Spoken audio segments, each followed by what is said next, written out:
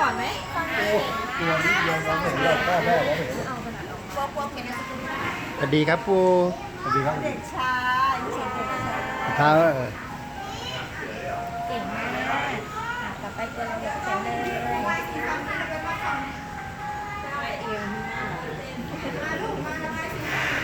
พอพานให้ขอบคุณ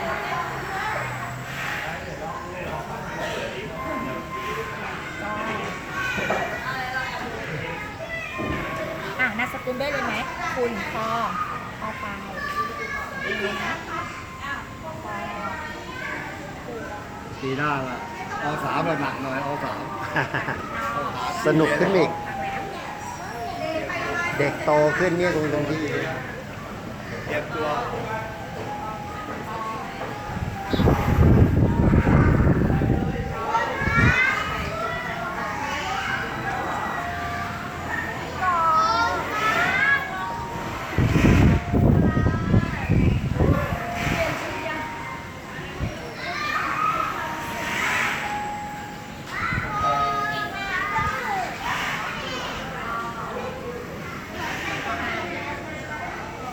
เนี่ย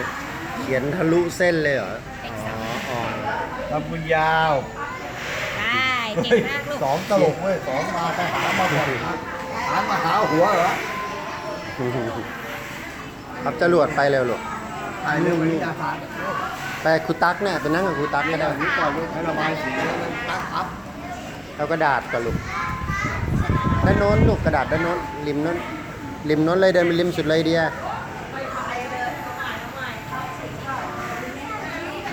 นี่ไปกับครูตรงโน้นตรงไหนก็ได้ลูกนี่นั่งนี่ก็ได้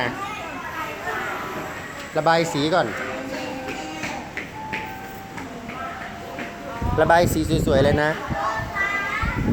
ระบายเสร็จพับหลบใน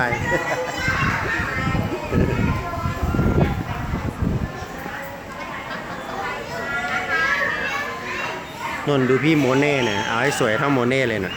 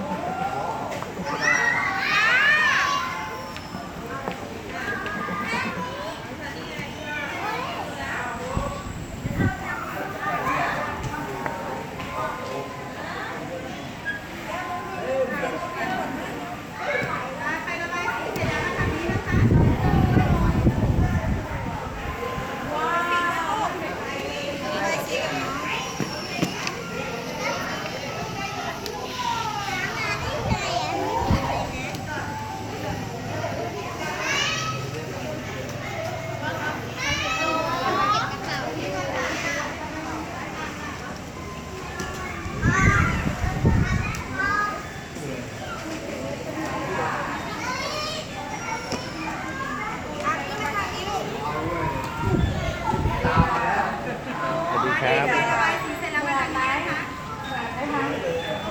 ต่อไประบายสีกับตรงนี้ก็ได้แล้วมันสี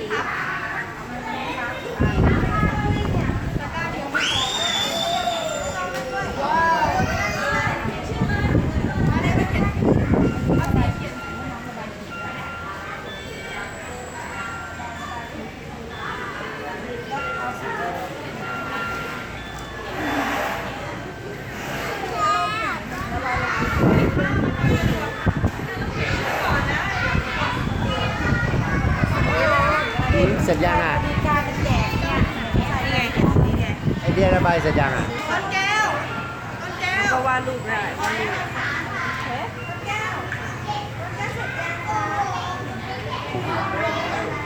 เห็นที่ตักไป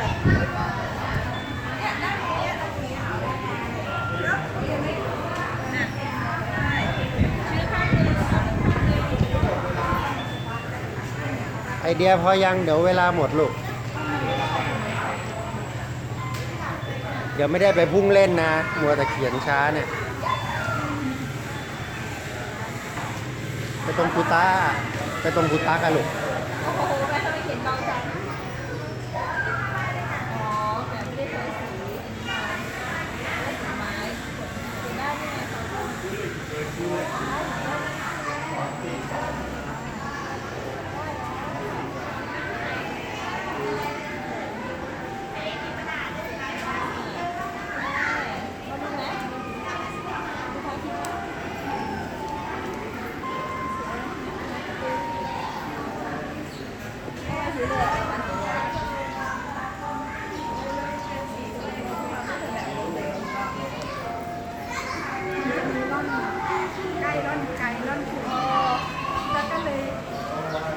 ซิลินทำยังลูกทำเครื่องบินยังทำแล้ว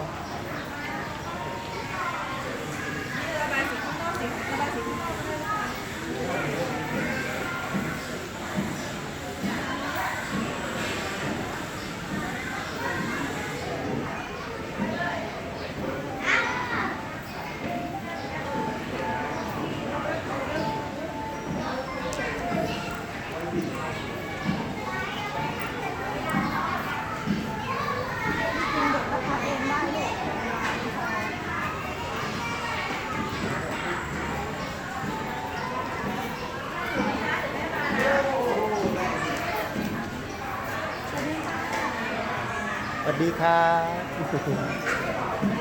ขอบคุณครับไปเร็วไปพุ่นไปเลยด้านโน้นเลย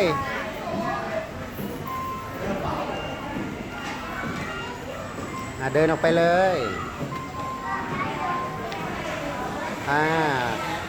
พุ่งตรงเขาเดินไปอีกหน่อยเดินไปอีกหน่อยเดินไปอีกหน่อยด้านซ้ายพุ่งเลยพุ่งบ้างโอ้พุ่งสูงดิพุ่งสูงเลยเหรอโอเคเลยพุ่งสูงหน่อยเดียว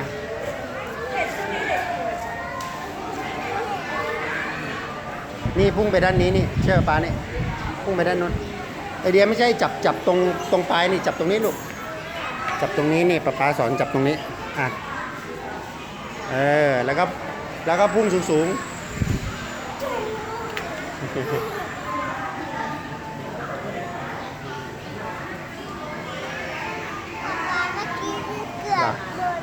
เหรอนั้นก็พุ่งไปตรงที่ไม่มีคนหน่น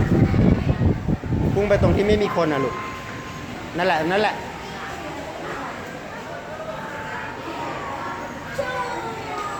โอ้พุ่งแรงหน่อยดีออกแรงหน่อยสิลูกออกแรงหน่อยจับเยอะๆแล้วก็เครื่องแรง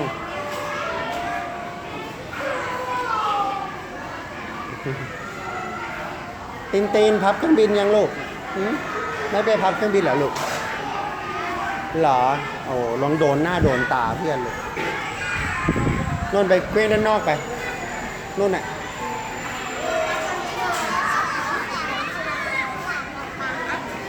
จะพับแถวนี้เหรอไม่ไปพุ่งด้านนอกเหรอลูก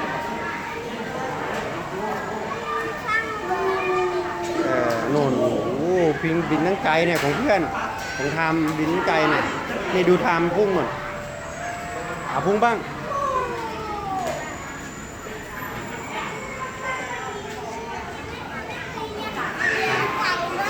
เหรอออกแรงเยอะๆหน่อยสิออกแรงเยอะๆหน่อยพุ่งแรง